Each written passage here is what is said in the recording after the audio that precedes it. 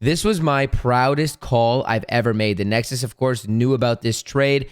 And this was just like an amazing trade that we took in the Nexus. Now, full disclosure, before we begin, number one, I did mess up the execution of the trade, okay? So we are going to go over it. It might be a lengthy video. And disclaimer number two is this is a very advanced video, okay? I'm going to be piecing together a lot of different things, a lot of different concepts, exactly the way I trade, the way that I use confluence between different pairs, how I interpret all these confluences together between the pair, so there's a lot going on here. Try to follow along. If you don't know this kind of content, if you don't know how I trade, consider joining the Nexus, which is my premium network. I'm not trying to shill it. I'm not going to shill it throughout the video or anything like that. But I teach you everything that you're about to see in this video. So fair warning, it is a little bit advanced. It's a little bit complicated, but I want to show you what is possible in this realm of trading. And if you can correctly interpret these different things and perhaps, see how I link together, for example, USDT dominance alongside, the alt BTC pairs and whatever.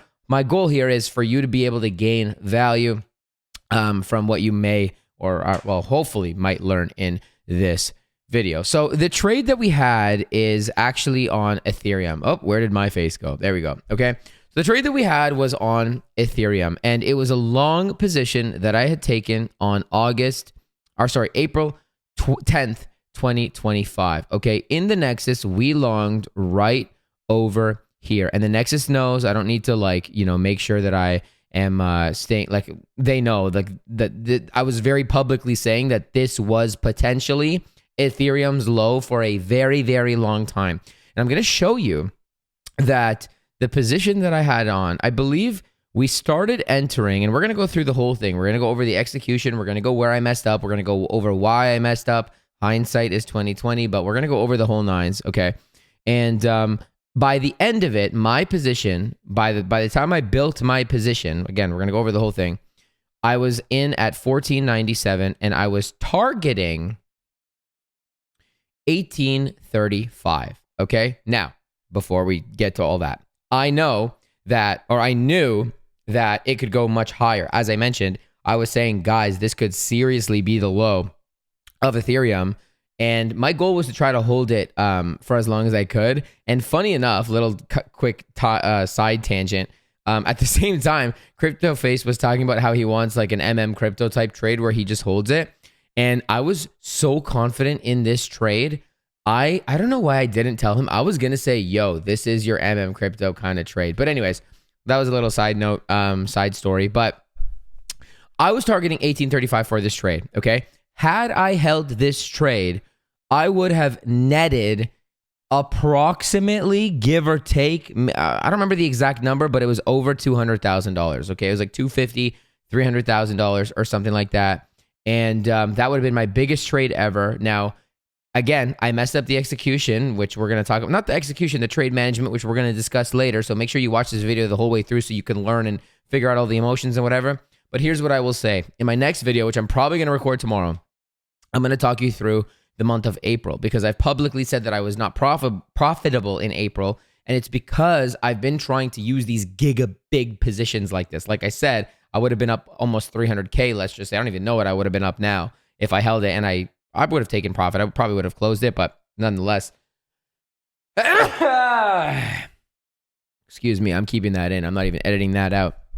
Nonetheless, the emotional side kind of messed up the trade management for myself. Okay, so we're gonna go over the whole thing. Okay, first things first. Let's talk about why I believed that this may have been the actual low on Ethereum, and it's not actually as difficult as one may seem. Okay, so Ethereum at the point in April has been just on a clear downtrend. Okay, I even went on live and I was like, I'm looking to gig along ETH, and people are like, we're in a crazy downtrend. Why would you gig along ETH? And for me, the way that I trade is when price is dropping, I'm looking for longs. When price is rising, I'm looking for shorts. Obviously, well, I guess not obvious to some. So I'm looking for some bottoming formation. Okay, I'm looking for something on Ethereum that looks like it's ready to pop. I'm looking for key levels, key order blocks, whatever the case is. Now, if I'm not mistaken, we did hit an order block, and I believe we hit the very last order block that we even had down here, which was a daily order block right down here. Okay, I'm going to zoom in so we can all see it. Okay, here we have a daily order block. You have a single candle. It's your sell to buy. It is a beautiful daily order block. You have inducement on this order block, which is basically just a front run of that order block. All inducement means is like, what do you think about it? What does the word induce means? It basically means to convince somebody. Induce means to convince somebody or something that something's going to happen, okay? So when they give you a front run or inducement on a low, it's convincing you, retail, most of the time, that this low is going to be the main low. So most people will put their stop losses here, and that is them inducing you into believing that this is going to be the low, only to then come take out your stop loss because that's where your stop loss is. That's where liquidity is. They are inducing you to commit your liquidity by making you believe that that's going to be the low, only to come take all your stop losses, fill their orders based on those lost stop losses, hit the zone, and then pop out, okay? So we had a few levels where Ethereum could have been bouncing off of, and we were watching for confirmation, right? How do we actually get into a trade when it hits our levels? That's the main thing, right? So we hit a nice daily level of support. Okay, we hit our daily order block, basically the last order block before Ethereum died, and we got a market structure flip coming out of there. Okay, so we got a high time frame MSF. Okay, all MSF is market structure flip. You have high, you have low, you have lower high, you have lower low, you have lower high, you have lower low, but that's an SFP. So you're already thinking, okay, maybe the low is in. And remember, I'm looking for longs when price is dropping. So even though we're in a crazy downtrend, I'm not looking to short it when Ethereum's been down and been getting obliterated. That's not the way that I trade. I'm not going to tell you how to trade, but that's not the way that I trade. So as soon as we have this high time frame market structure flip, okay, this 4-hour flip, I'm already thinking, all right, we just had our first, or give or take, first 4-hour market structure flip that looks pretty decent, okay? And it's coming out of a zone that, in my opinion, was like, it was either this or there was some serious potential. I believe there was maybe one more at like 1,200, but there was some serious potential for Ethereum to like fall sub $1,000. So it's like it either works here or it doesn't. And that's a pretty good risk to reward type thing, okay?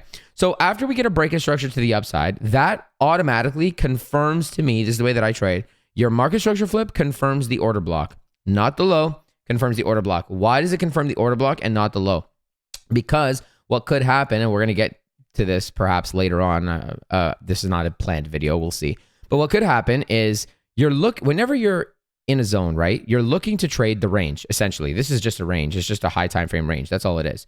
So, when retail says, oh yeah, you have your head and shoulders or whatever, ultimately what they're looking at is your model 1 or model 2, in this case, accumulation, okay? So when you had this SFP and you had this break, we're keeping in mind that after you get the break, your expectation is to make a higher low to then make a higher high, which is essentially a model 2 accumulation, not a model 1. However, there are instances where they might come down and take your low out one more time. Okay? In this case, because we had our break and because we've been in such an aggressive downtrend and because we hit the lowest point before potentially sub $1,000 Ethereum and it's just been down only, I was already thinking, okay, we really need to start focusing on longing here while everybody is super giga bearish on Ethereum. We understand that we don't trade emotions. We don't trade any of that. We trade things as objective as possible. I just look at the charts. I don't care about the price. We're looking for the patterns and so forth, okay? So after you get the break, we're already thinking that we're looking for a higher low and a higher high. I'm already saying, all right, this is the time. This is our moment. This is where it's very likely going to come in. Now, I'm going to turn on replay mode because I'm going to need to jump around time frames here. But I want to explain what it is that I was looking for, why I was looking for it, and how did I start getting into the long over here, okay? So first things first, we need to investigate this low to this high. Why? Because remember, like I said, it is very likely that after you get this break of structure, after having such an aggressive move to the downside on Ethereum on the high time frame, and you hitting this very high time frame demand, and it's the last possible demand until basically $900, right? I'm thinking, all right, well, we're more likely going to be putting in a higher low and then a higher high to complete your model 2 accumulation, as opposed to your model 1 accumulation, okay? So I'm already looking for that higher low and that higher high. Now, how do we find where that higher low or higher high is going to come in? Well, you're going to bounce around your time frames and you're going to look for the same thing that we saw over here, like how we were even looking for this zone, which is order blocks, right? Now, you're not looking for daily order blocks, of course, but you're going to jump around your time frames. You're going to look for something. You're going to try to find an order block that makes sense or for price to come back to. Okay. Now I'm bouncing around here and you can see right here, you have a 2-hour order block right there where price absolutely 100% reacted off of. Okay. At that point, I see it. I see the order block. I know that I'm looking for it. I'm preparing my position to be like this. Okay. And I know where price is likely to head and I'm looking for a flip. Okay. Remember what we said. I don't know why the replay thing is there, even though I changed that setting, but whatever. Remember what we said about this order block down here. Once you got that 4-hour order block, that confirms the order block is going to hold. Of course, nothing is 100%, but that confirms that the order block is going to hold, not the structure point. Okay, so I'm already thinking that this is going to be the low, not this. I was thinking that this would be the low, but this is the correct, in the way that I trade, this is the correct stop loss, right? And we're doing the exact same thing over here. So let's move our position tool over a little bit and let's talk about when I started entering, how I started entering, and you know, the whole nines on that. Okay. So we're on the 2-minute time frame. Remember, we already know that we're looking for a higher low and then a higher high. And what's your structure? Okay. You have low, you have high, you have low, and then you have high and you have break. This is where I started unloading. Okay. I started unloading the clip on this by long ETH. By the end of it, I was in my biggest position that I've ever been in. And like I said, perhaps tomorrow, don't quote me on it. I'm going to try to do it for tomorrow. But I was in, it was my biggest position I've ever been in. And I was mad emotional with it. I'm going to make that video about talking about April. Okay. So make sure that if you like this kind of content, if you want to learn, if you want to kind of grow with the technical analysis side of things, but also the mental part of trading, because there's a huge mental part of it, obviously. Make sure to hit the subscribe button with the notification bell so you can catch that video tomorrow if I can get to it tomorrow, which I think I will, but anyways. So, excuse me. So as soon as I saw that flip, I'm like spamming the Nexus. I'm telling them okay, I'm gonna give you a little bit of a clue. Right now, at the time of the recording this video, I even just tweeted, I was like, guys, this might be an all-nighter kind of night. That's what I was saying here. Listen, to be long 300 Ethereum, I'm going to sound like Captain Obvious here. When Ethereum moves $1, that changes the price by $300, your P&L. That is a shit ton of money for me. Anyways, I don't know about you watching. Maybe you can relate. Maybe you can't relate. But for every dollar that price moves, for my P&L to go up or down by $300 is pretty insane. I mean, I was watching this thing move $3 and I was going up or down $1,000 basically. Like it was crazy. Okay. So I was in a huge position. I did not go into that position right away. Okay. I don't just go 300 ETH on a break or on SFPs or whatever, and then call it a day. Okay. I don't do that.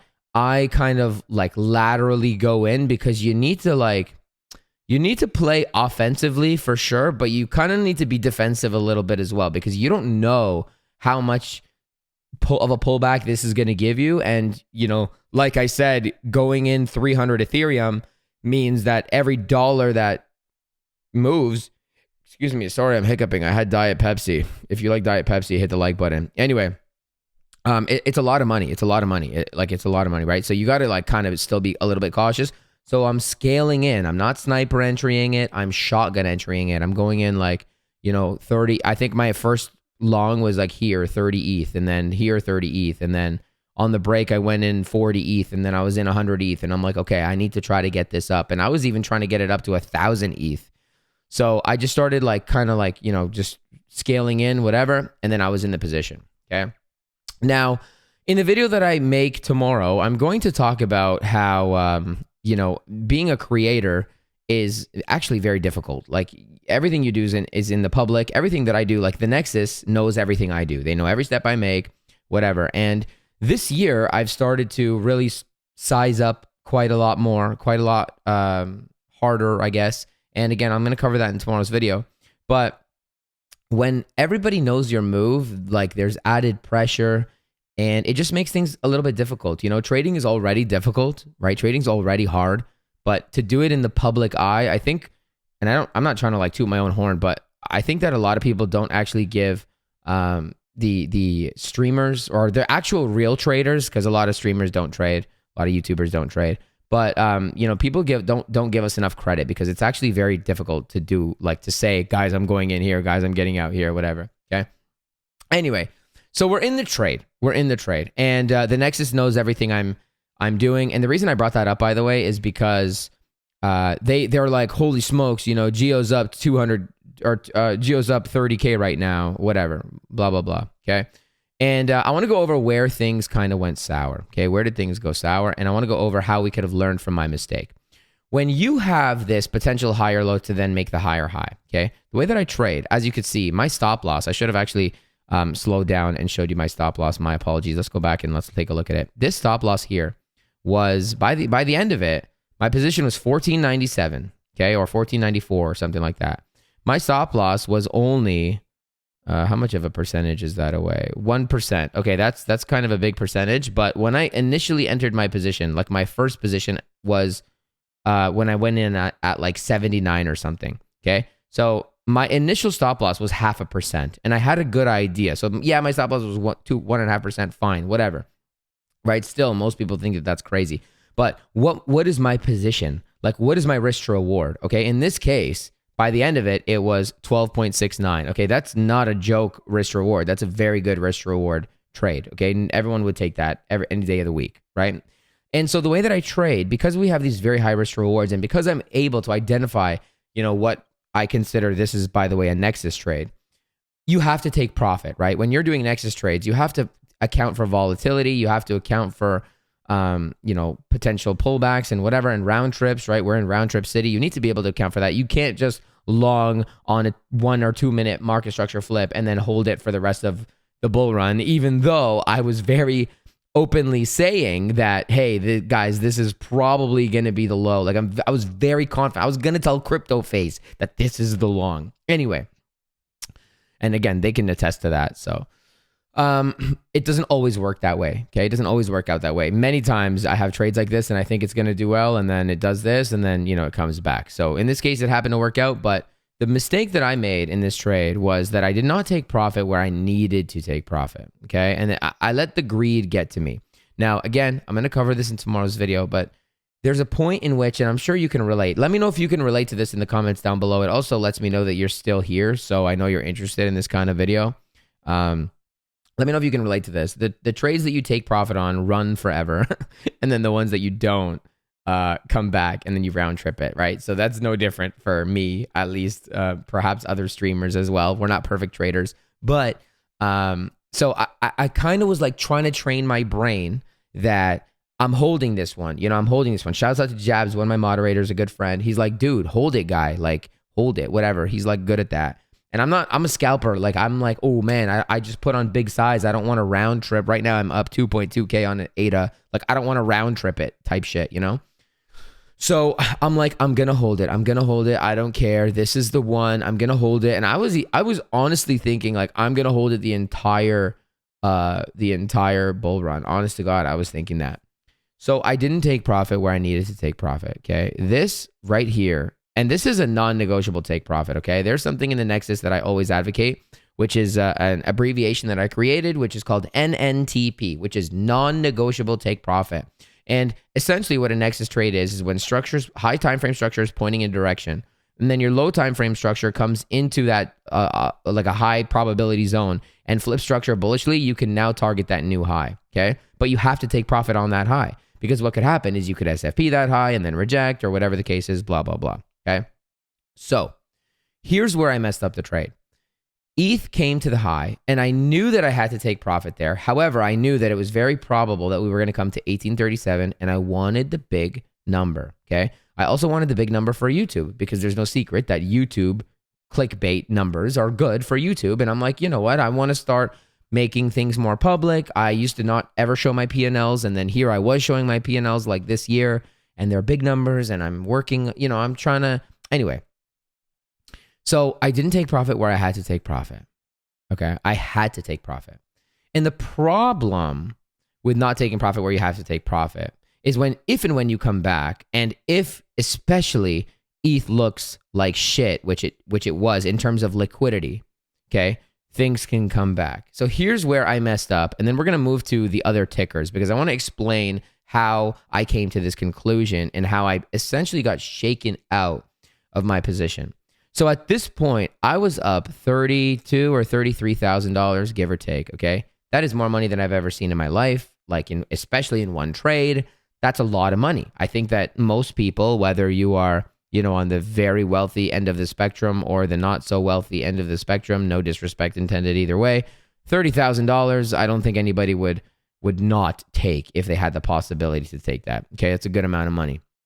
So I was up 32K. I didn't even take profit. I'm so stupid. I'm like being stubborn. I'm holding it to here. If it gets here, I'm up I don't know, 150, 200K, whatever it would have been. It doesn't really matter. This was my plan. And every time I stick to my plan or every time I take profit early, it runs infinitely. Whenever I don't, I was thinking all that, right? So I didn't take profit. And then I was a little bit worried because of this liquidity here, right? Because of the fashion that Ethereum popped out of my zone, I was a little bit sketchy. It was a little bit sketchy. And I was thinking maybe we come back, maybe we pull back. We did have some unmitigated zones down here as well. I was up $30,000. I don't want to walk away with nothing. That's going to really suck, whatever. So when we came back down somewhere here, I was out and it all happened in one day. It was a Saturday.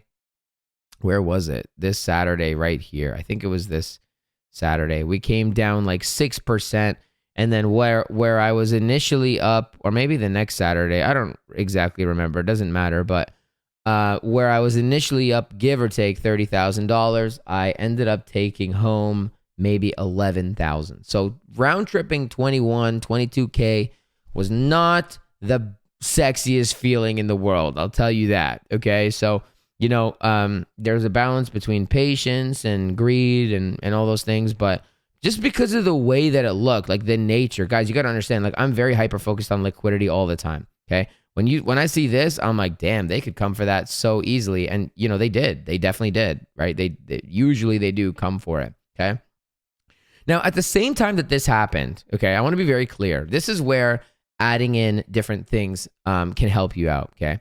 If we pull up Bitcoin, the same time that Ethereum was leaving that ugly liquidity, I also had in the back of my mind that Bitcoin has equal lows, okay? And it's not common for Bitcoin to leave equal lows. In fact, it's common for Ethereum to leave equal lows. So for the whole month of April, I was telling the entire Nexus the whole time, I'm like, guys, ETH is moving way nicer than Bitcoin is right now. Bitcoin is moving how ETH usually moves, where it just leaves shitty lows. And even still to this day, at the time of this recording, May 28th, 2025, Bitcoin still has these semi-equal lows at 74K and all this liquidity. So remember, I longed it on April 10th. So I'm in the back of my mind, I'm thinking, okay, well, Bitcoin has these equal lows. If Bitcoin makes a run for these lows and dominance is as high as it is, ETH is going to come back and make a run for its lows as well. So by no means was it a losing trade. Yes, I could have extracted 30K, but I also was kind of covering my ass. The mistake that I made was not taking profit at the non-negotiable take profit. There was no excuse for me to not TP here. And I'll tell you this, there's no more making that mistake because greed is going to kill you in the end. And, you can't do that. So that's where I messed up really in the trade management part of it. I should have taken out 50% here and then gotten back in, say here or here. I had a long here as well, but I was hesitant because of this liquidity. But if I had taken profit where I should have, or even closed it, right, and then just looked for a new trade, which would have been more beneficial for me in the long run later, then perhaps things would have been different. But at the end of it, it is all shoulda, coulda, woulda. All right.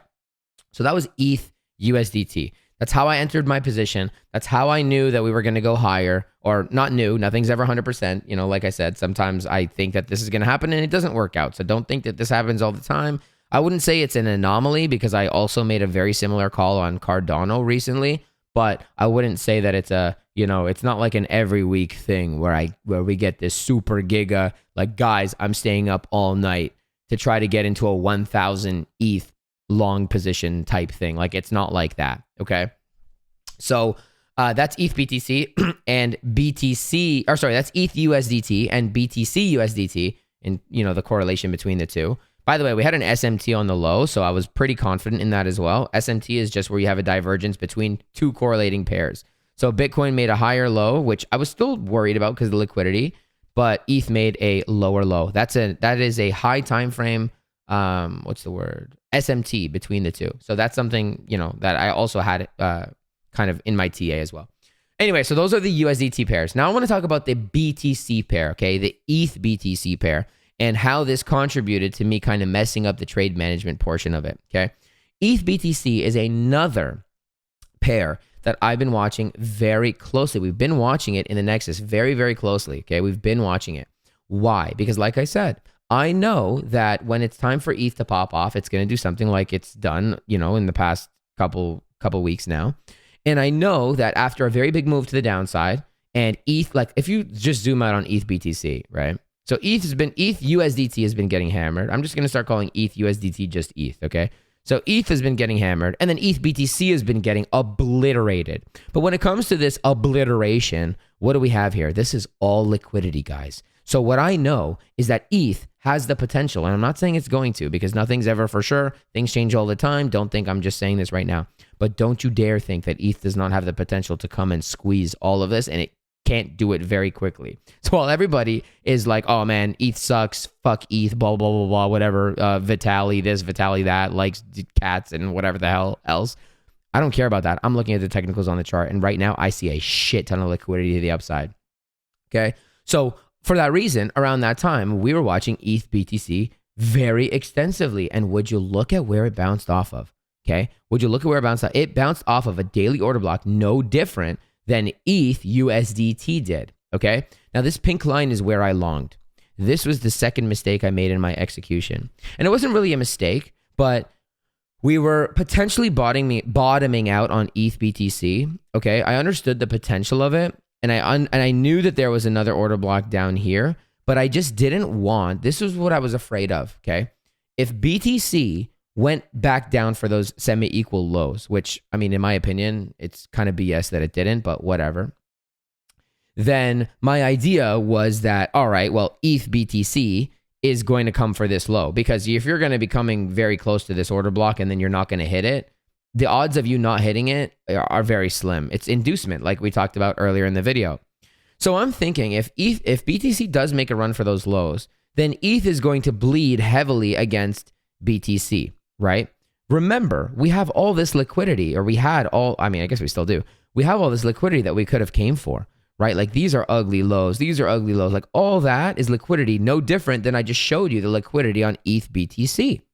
So I was taking that into consideration, and that helped with my, I guess, messing up my trade management portion of it. Perhaps I was overanalyzing, but at the same time, like hindsight is 20/20. I was very confident in it. I just didn't like the way that ETH left the zone. I don't like any of these lows, and I was just not able to hold on because I didn't take profit where I needed to, and then essentially I got scared because of all the things that I just went over.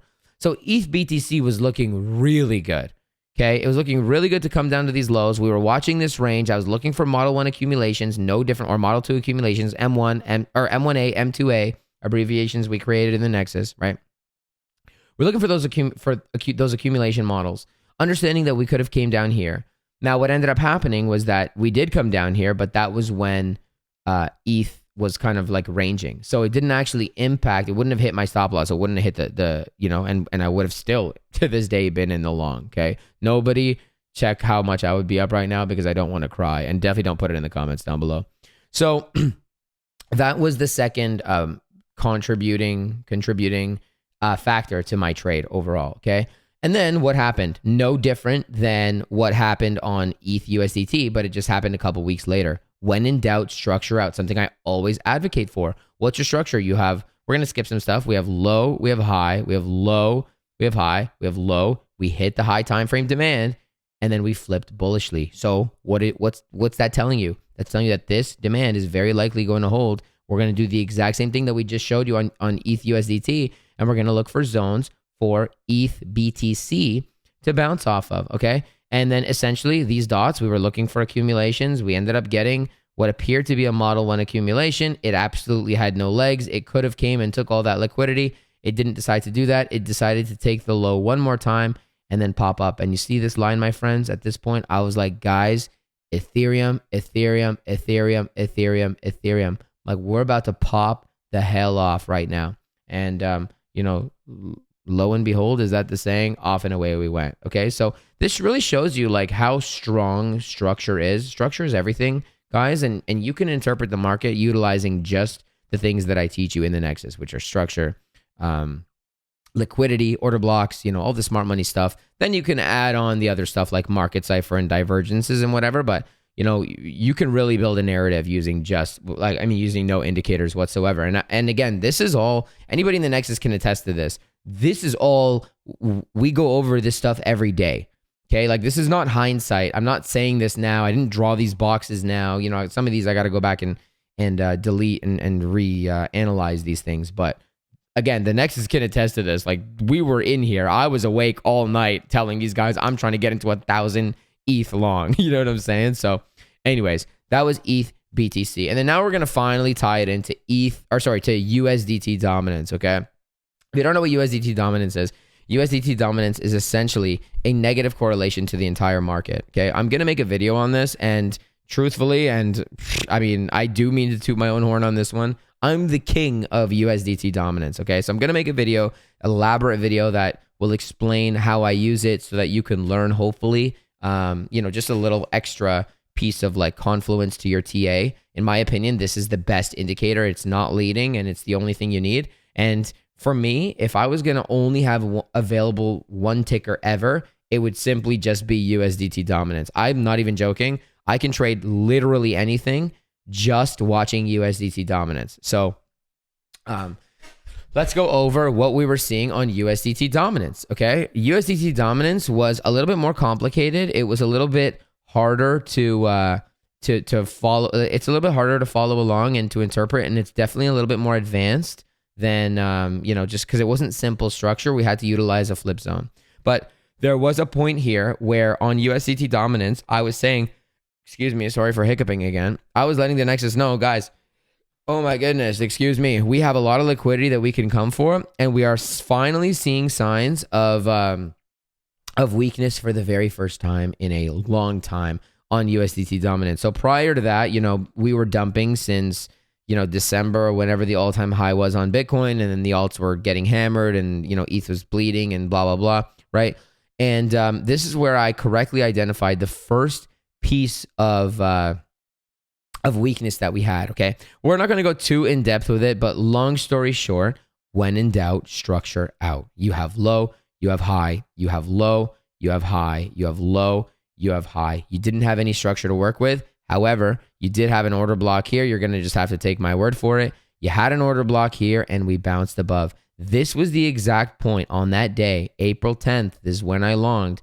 I was like kind of forward thinking, and I was like, guys, we might have, and remember, the Nexus can attest to this.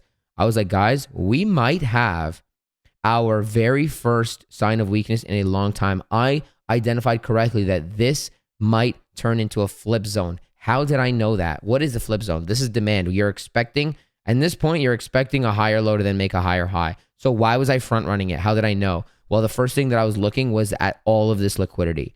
Okay, when you see a nice curve like that, that is so easy for them to come in and take. Okay, so I'm like, all right, we might seriously see a flip zone here. And if we do identify this flip zone, we hit it. Remember, this is where we longed. It was like April 10th, somewhere up here. Then we're really on the money here. Okay, we're really on the money. And all I needed to see was us to break this low. And we did break the low. So we were right about this. We were right about USDT falling. Remember, it's a negative correlation to the market. It's an inverse correlation, meaning if USDT dumps, then that means that the market is going to pump. Why? Because most people will buy or sell their crypto against USDT, right? So we took the low. As the moment this happens, I was like, holy smokes, we are so back. Like, we are so good. And I wasn't targeting, you know, zero at all, but we've been following it along the way. And we ultimately had a target level down here at 4.39%. And you better believe that we were talking about 4.39% when we were up here at 5.76. And that's the reason that we've had a huge market pump. By no means that I think Bitcoin was going to pump the way that it did, in the fashion that it did. But hey, it is what it is. And well, as soon as this flip zone like ended up playing out, I was like, we're super, super, super bullish. And no different. This is just a quick little side note, but no different than me, aside from scalps. I'm not longing at 110K. Like, that's insane. No different than me saying that I'm not longing here. Even if it breaks out, I don't care. I'm focused on alts anyway. It's no different than when we were at the lows. I was like, I'm not shorting here. There's no way, because USDT gives you the answer 99% of the time. Like I said, if I could only have one trading tool, it would be USDT dominance. If I could only use one ticker ever, it would be USDT dominance. I can trade anything using just USDT dominance. And then pick your poison. The whole market moves in tandem. So if USDT dominance is bearish, you can literally long anything. Like, I'm not even joking. You can take this sidebar away and I can long Bitcoin, short Bitcoin, long ETH, short ETH, Sol, Cardano, XRP, Dogecoin, whatever. You name it. I can do it just watching USDT dominance alone.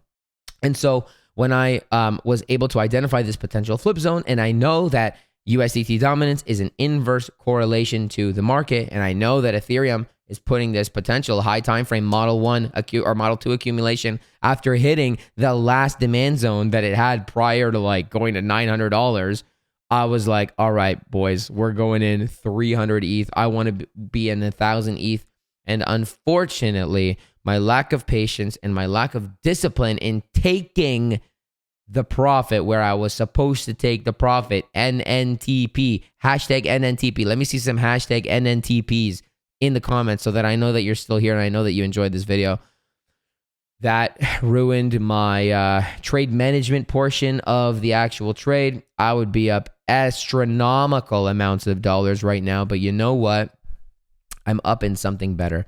I'm up in confidence because I was able to identify these kind of moves, which means next time it comes around, you better believe that I am going to be able to identify it. Now, I'm not always right. I don't claim to always be right, but hey, I was right about this one. I was right about Cardano. We had a big Cardano pump back in November. I was right about that. I was right about Cardano a couple weeks ago, and I'm hoping that I'm right about Cardano right now because I am in a long. I'm looking for higher. We're up 2.8 right now, and this has the chance of becoming a very high probability, high low risk, high reward type trade. And you know what? Perhaps if you guys are interested and you like this content and I see that you're engaging in the comments, then I'll make a trade recap on Cardano because this one was a 25 risk to reward trade.